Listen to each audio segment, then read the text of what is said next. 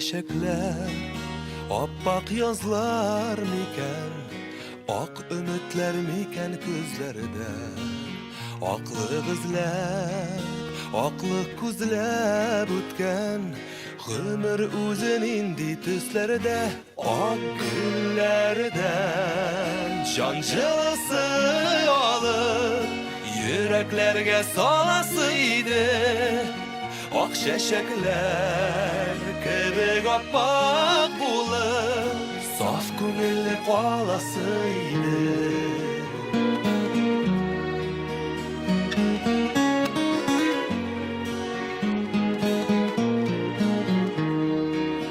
Yaşav degan tatlı sizga sıygan, sir oshqishi qo'yra kun bilan, tong ko'zidan go'yo bizning umr shiq tomchisi bu